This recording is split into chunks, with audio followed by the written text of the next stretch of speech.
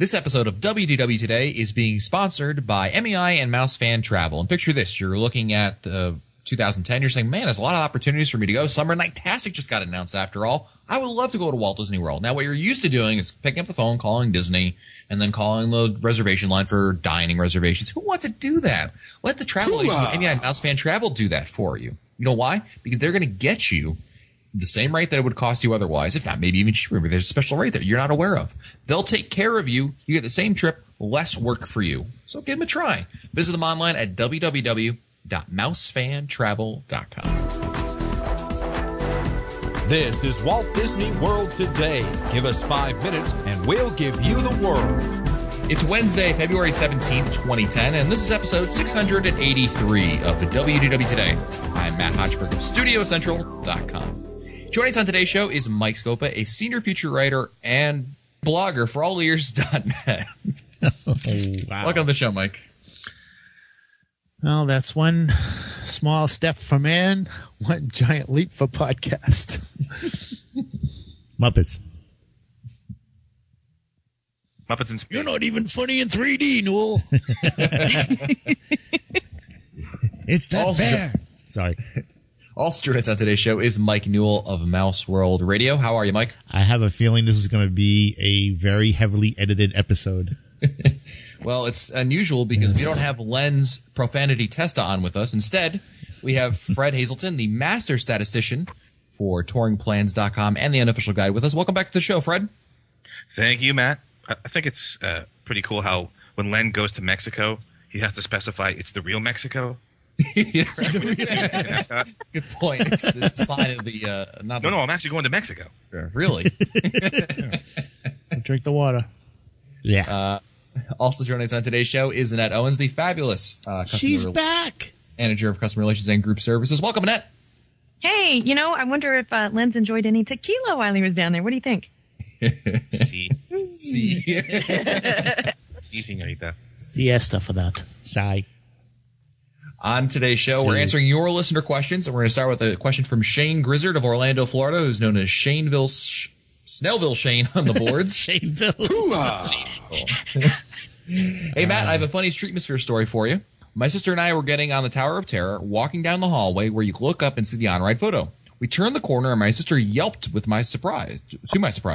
One of the citizens of Hollywood, I think it was Bucky Greenhorn, was sitting in the doorway to the left, frozen with a cardboard sign that said, "Ring for service." It startled her, so we kept walking, but I wish I had stayed to interact.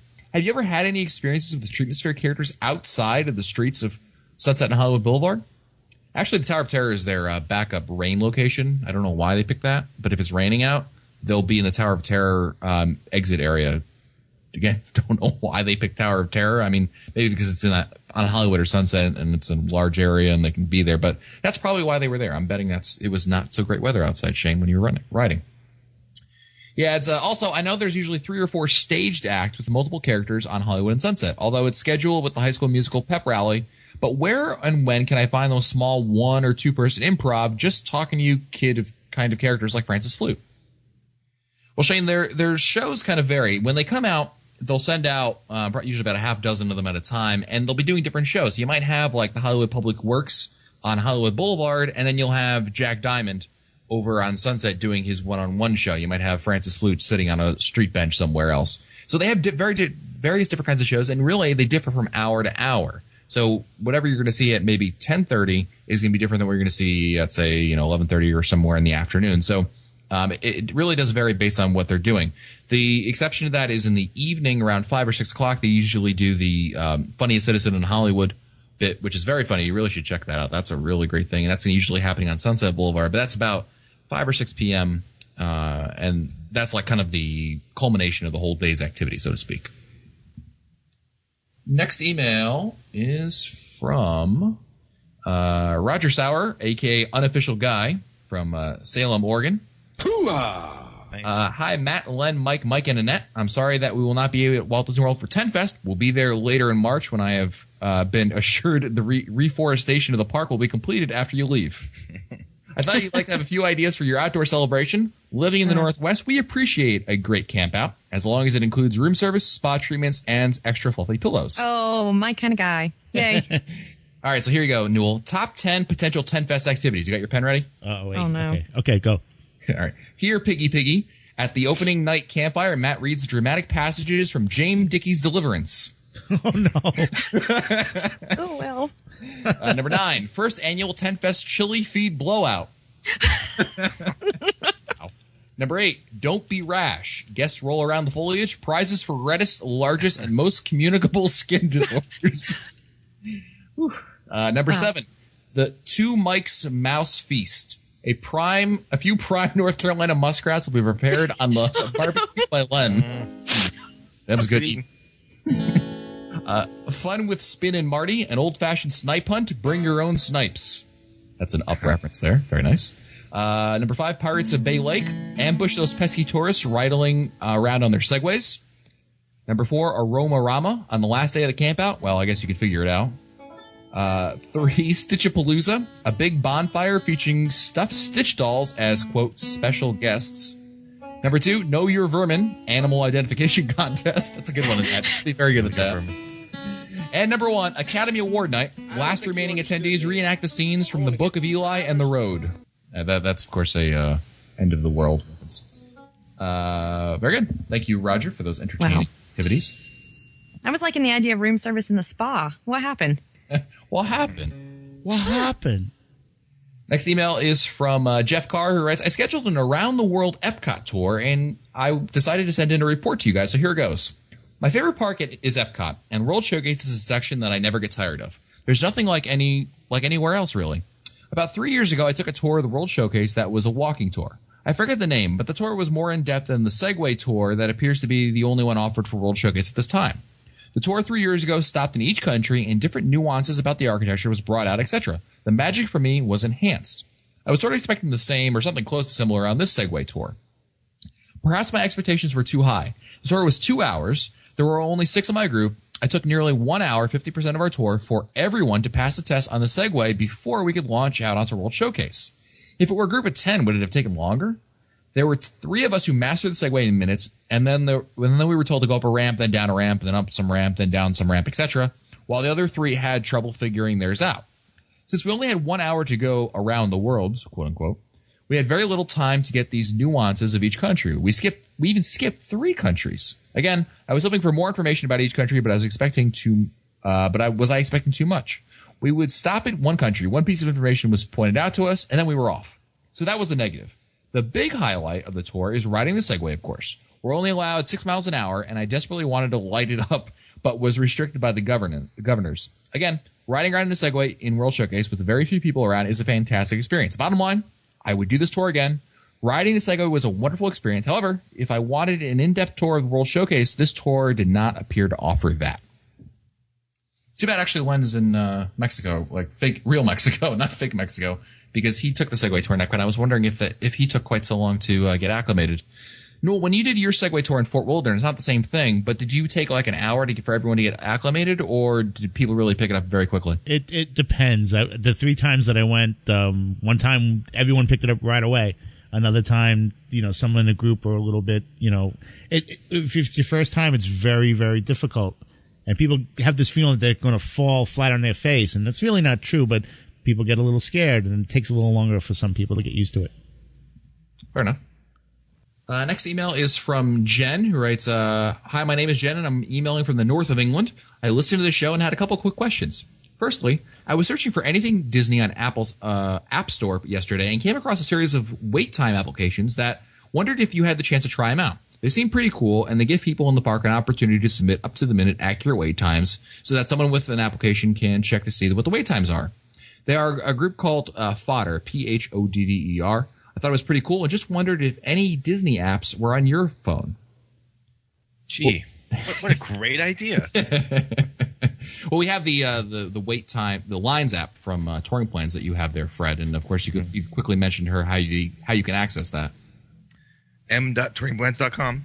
Any smartphone, any phone that has a mobile browser, you can access it. Very good. So you don't even have to download anything. Nope. No, save more space for that 2112 album. That's what I always say. That's right.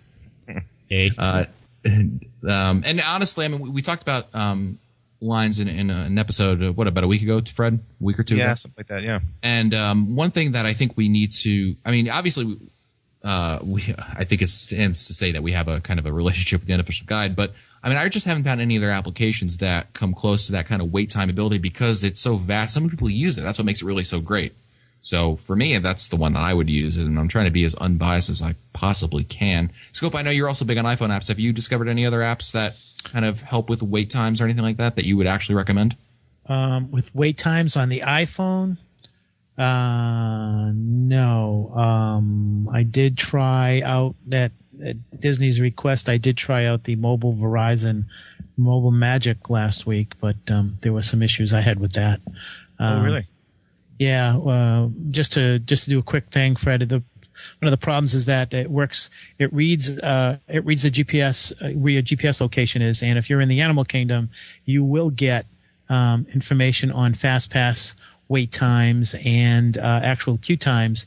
However, if you are in the Animal Kingdom and you want to know what's going on in the Magic Kingdom, it will only say moderate or something similar to that. It won't give you exact times. I had an issue with that because if I have family members and I'm the only one that's got the app and I'm in the Animal Kingdom and my son's in Magic Kingdom and he wants to know about Space Mountain, if I say to him, well, it's a moderate wait, he'll say, well, what do you mean by moderate? And they haven't defined that. So that's one of several issues I had with it. I also had a problem with the response time.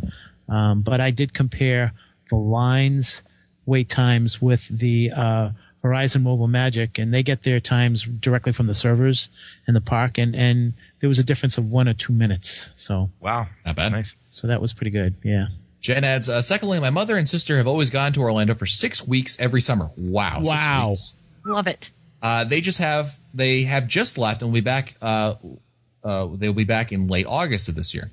They don't plan on eating out every night as they are in a condo and can self-cater, but they would like to eat at Disney every now and then, but of course didn't make any ADRs as they did not know where and when they were going to be on any given day.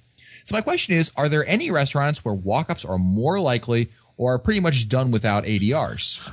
I can speak to this, Matt. In January, I ate at the Primetime Cafe in the studios, and that ADR was made like within an hour of this, almost like a walk-up. So I got to talk with several of the servers, and I noticed that the restaurant was kind of empty. And I said, well, "What's going on?"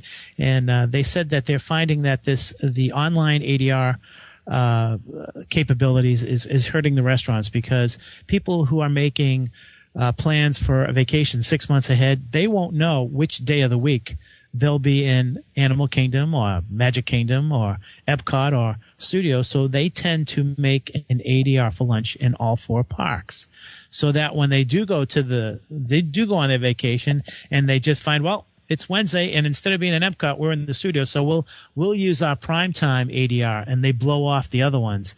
He said that they have an average of 1,200 advanced dining reservations per day in Primetime 50s Cafe. Of those 1,200, 400 are blown off every day. So The answer is yes. You do want to try walk-ups. I've been doing walk-ups for the last year and a half, and 75% of the time I get a table. I mean, there's certainly restaurants that are just almost not guaranteed, but it would be a really weird day if you couldn't get into them.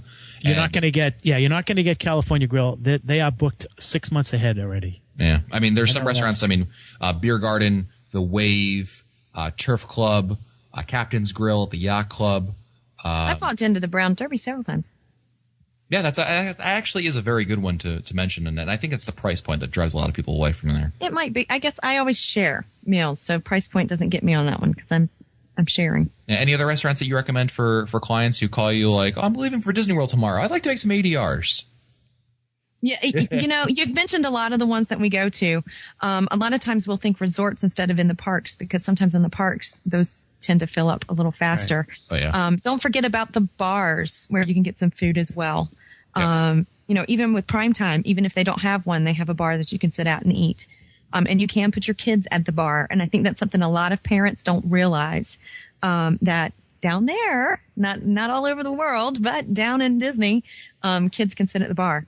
Very nice. So they can eat. So there's one other thing you can do too, Matt, is when you enter the park, just go to guest services. Tell them that you're thinking about dining there, and they can tell you Like rather Good than point. going to each individual restaurant, just go to guest services. They'll tell you what's available that night. In fact, any restaurant can do that for you, Fred. But you're right about that. Just go as soon as you walk in. There's guest services. You go in there and say, I'd like to see what's available. And if you do it, especially in the beginning of the day, there's usually stuff available, and they'll tell you. I know at the studios, you go to the guest relations right by the tip board, and they have a little plaque kind of thing, and it says, sci-fi lunch only, Brown Derby lunch and dinner, and it's a quick, easy glance, and they can kind of make reservations for you. But you're right, that's a great tip for the last minute things if you just want to see what's available. Don't stop from going by and still check in because just like the primetime example that Scopa gave, people no show.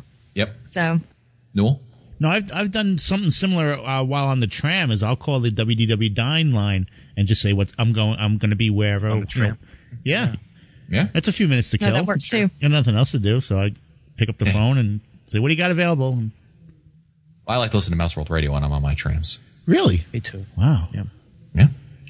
Next email is from William Wilson, who writes, with regard to questions about blisters while walking in the parks, I've always had great luck with the use of athletic tape, the kind you get at sporting goods stores, and the use on the handle of a baseball bat or a hockey stick. You only need one or possibly two layers, and you'll be totally protected. It adheres to the skin better than a Band-Aid. I always keep a roll in my backpack just in case. I think people say that duct tape works for them also, but Duct tape will work. Yep.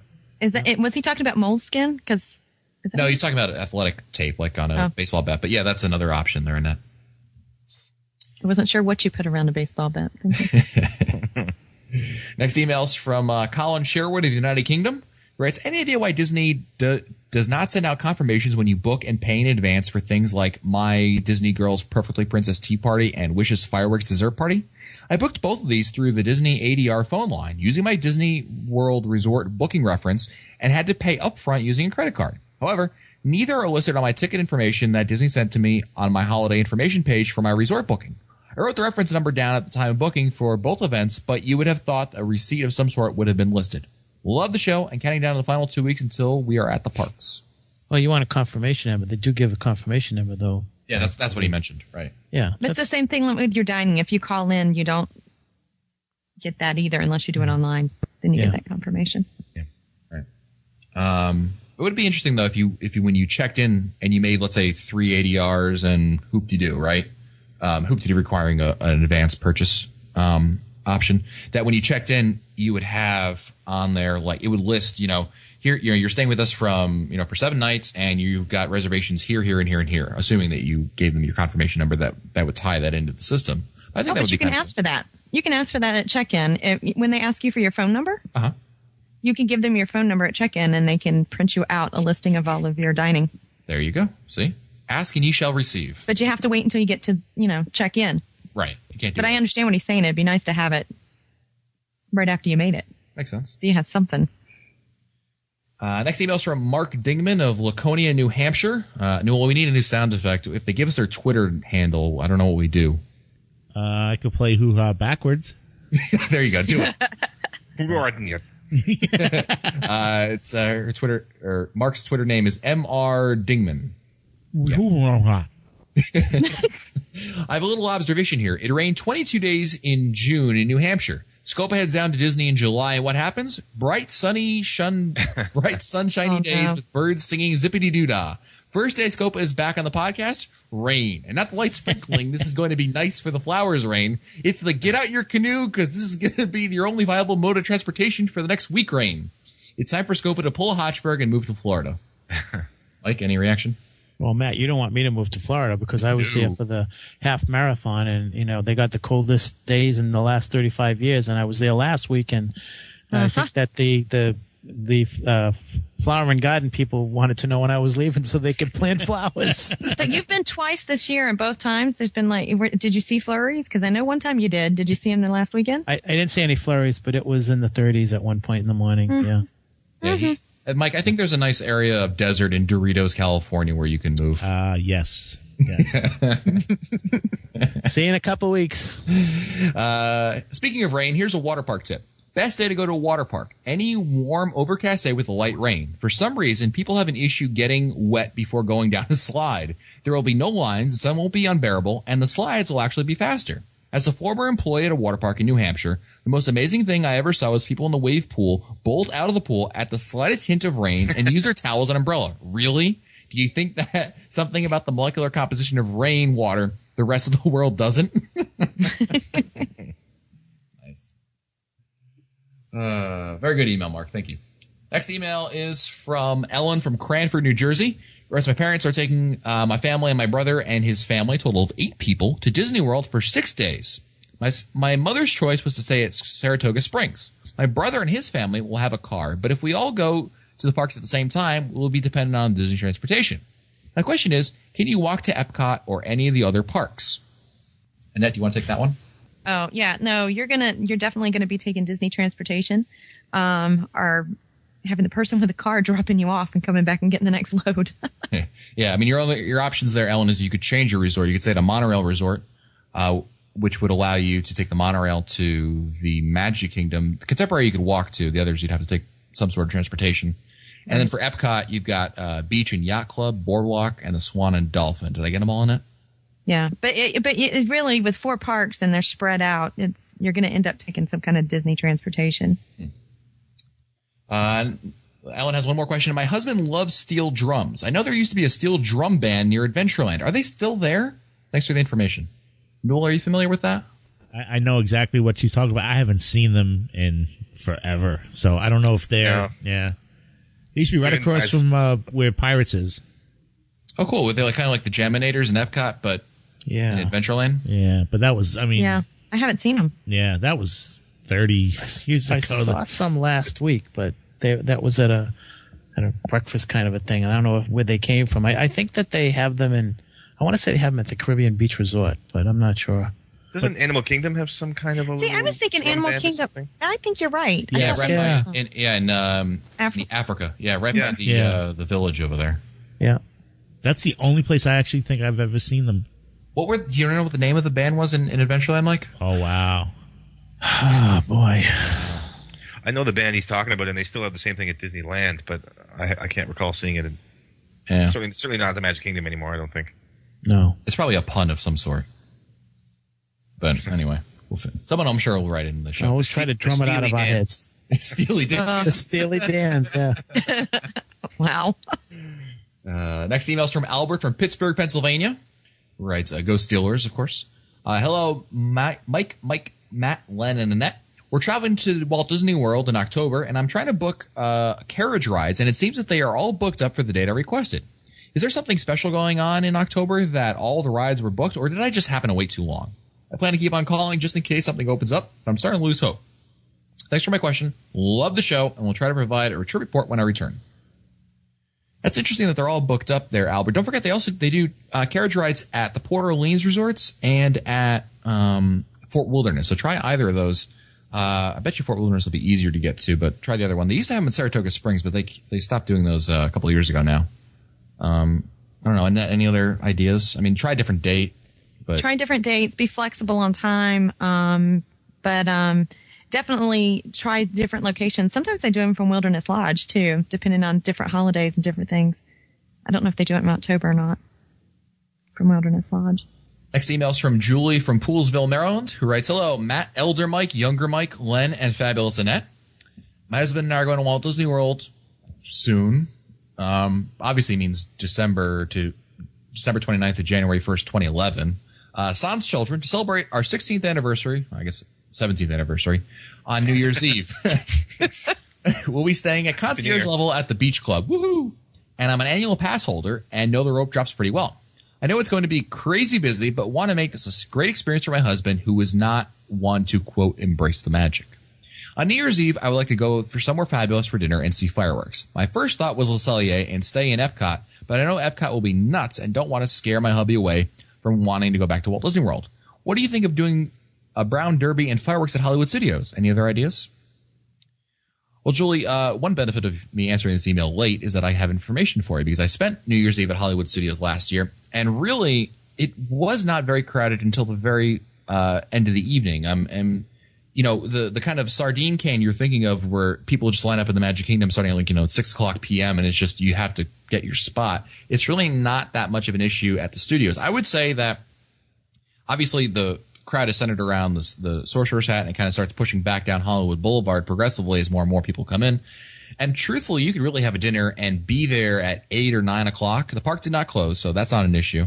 And you could be there at 8 or 9 o'clock and get a great spot, in fact. So, I mean, we got there ridiculously early and just stood around for a number of hours. But truthfully, you really could have that dinner at the Brown Derby, get a great spot for the fireworks. And they are a very special fireworks thing that they did. And last year was really phenomenal. They had fireworks behind the Sorcerer's Hat, which is really cool. But the really interesting thing was they had fireworks going down Hollywood Boulevard at the same time.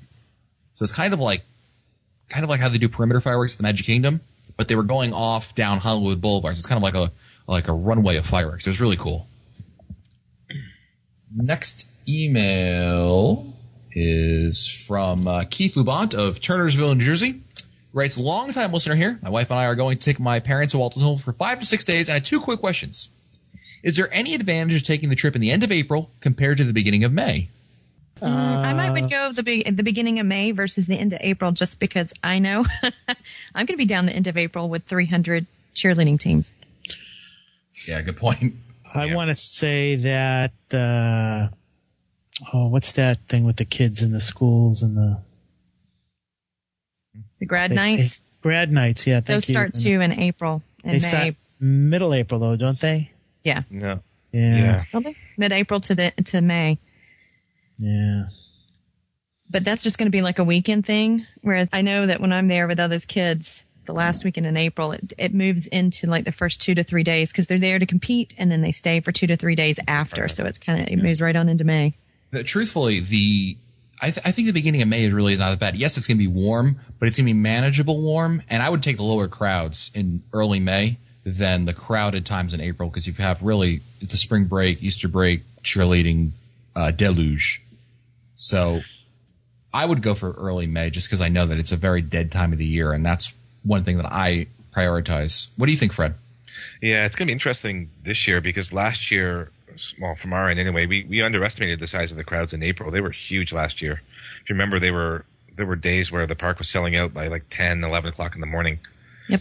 And so, yeah, I mean, in this cheerleading thing is, like Annette said, it's at the end of April, so it could potentially have a big impact.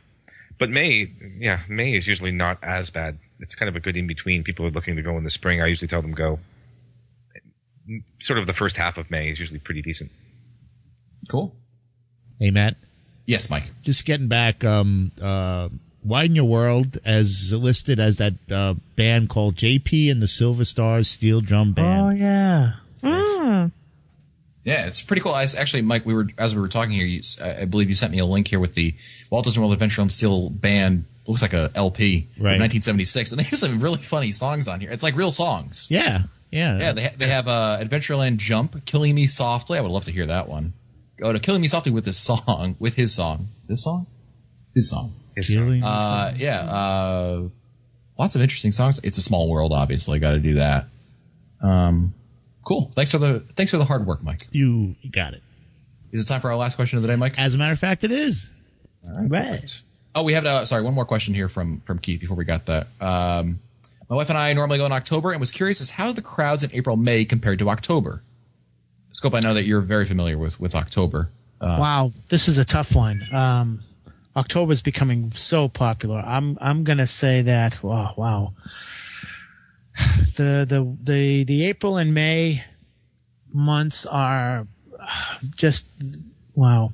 With school vacations in April and May, the last 2 weeks in April are just probably worse than the any weeks in October. So I'm guessing that I would rather go in October. Plus, there's a little bit more waiting for you in October than April. So, unless you're really into flowers and gardens, but I would say go with October. Well, no, oh, go ahead. I was just gonna say, Mike, they're not going in October. They just want to see how October compares to the April or May timeframe they're thinking about. If that makes sense. Oh, okay. Well, I mean, is it going to be more crowded than April or May, or less crowded? You think? I think it's going to be less crowded, but not by much. Fred could probably speak to this better than I can. I'm thinking there's just a slight difference in the crowd calendar between October and April. I'm thinking that the last 2 weeks in April, the crowd calendar is saying watch out, and I'm thinking that the crowd calendar is saying for October it's going to be a little high, but not as bad as the last 2 weeks in April. The thing about October crowds is that it depends on the Halloween parties. Yeah. So, I mean, the schedule is a lot different. Like when you look at May, it's a more standardized schedule. So it's kind of a day-to-day, the crowds are the same. So it's kind of different. In terms of the number of people in the park and the resort, yeah, it's probably pretty comparable. Okay. Very good. Well, it's time for our last email of the day, where I give Mike Newell 3 emails to choose from. One gets read today. The other 2 go back into the email queue to be read later. Are you ready, Mike?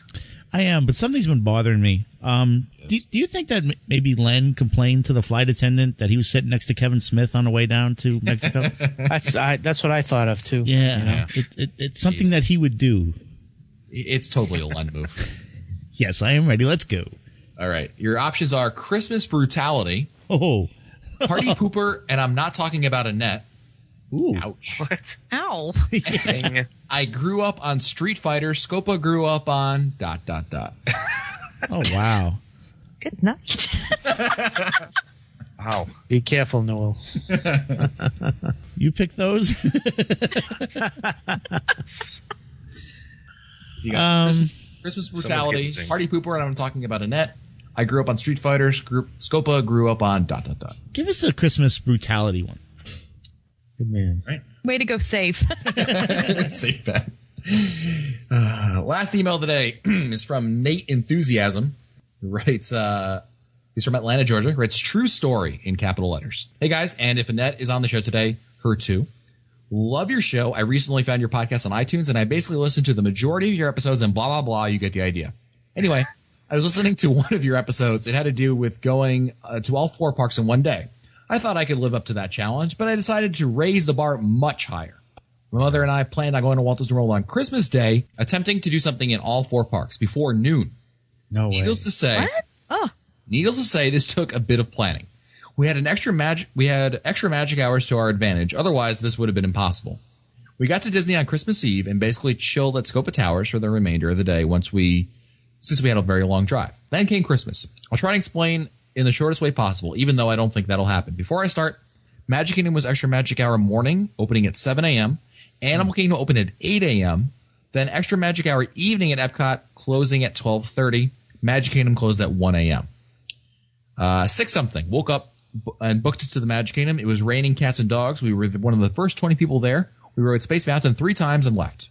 Shortly after 8 a.m., the rain had stopped, arrived at Animal Kingdom and rode Expedition Everest. This ride is overrated, by the way. Left and booked to Hollywood Studios. 9:15 a.m., arrived at Hollywood Studios. We literally sprinted to Toy Story Midway Mania. The wait time was 30 minutes, the longest we waited for anything that day. We were at Rock and Roller Coaster, then left to Scopa Towers by 10:45 a.m. We took a quick breather, then arrived at Epcot by 11:30 a.m. Mission accomplished. We basically had the rest of the day to do whatever we wanted without any pressure to, quote, ride this or ride that before the lines got long. We spent a majority of the day in Epcot, as my mother could watch the Christmas Candlelight Processional by 5, and by the time we left Epcot, my legs were wearing down. My mother was fine. I'm 19. My mother is 56. Shouldn't that be the other way around? So, no, I did all this with the unofficial guide. I packed up the book yesterday, and it's basically the second greatest book ever made. Mad props to Bob Selinger and Len Testa. I wish I could have read the unofficial guide before I did this Christmas insanity. While Magic Kingdom was full for capacity that day, and it felt good to not be in that park, which was filled to capacity. Also, Maelstrom had a 100-minute wait. What the heck are people thinking? Wow. Yeah, interesting story. I mean, he took advantage of, some really extra Magic Hour mornings there to get everything done by before noon. And obviously, he only got to, I think, in the studios, he rode 2 rides, Animal Kingdom 1, and Magic Kingdom 3 times. Yeah, Space Mountain 3 times. So not bad for doing, all 4 parks in that time. Got its fix in for the day. And got in, got out, and was happy with it. One thing. Go ahead. Sorry. I was just gonna say that's a lot different than doing 4 headliners in each park. Yeah. Yeah, exactly. Well said. There's no way it could have been done by noon. No way. No. On Christmas Day, no. Thank you, Nate. And don't forget, this episode of WDW Today is being sponsored by MEI and Mouse Fan Travel. And if you want to plan to do all 4 parks before noon, good luck, bro. But you know what? After you get back and you realize, that was an epic fail, why not have a great hotel to be staying at that you book through MEI and Mouse Fan Travel? They can book your hotel for you, so that way you can go back and enjoy the pool, and at least you'll have a great resort, even if your plans didn't work out. And if they did, more power to you. Then you'll be able to go pass out on your room that you book through MEI and Mouse Fan Travel. Check them out at www.mousefantravel.com. Want to quickly mention also that you can now bid on spots for the Mouse Fan Team Challenge for TentFest. Go to tentfest.wdwtoday.com for details. And our next live show is on February 28th. If you want to find our older episodes, read our show notes, or send us your comments, visit the WDW Today website at wdwtoday.com.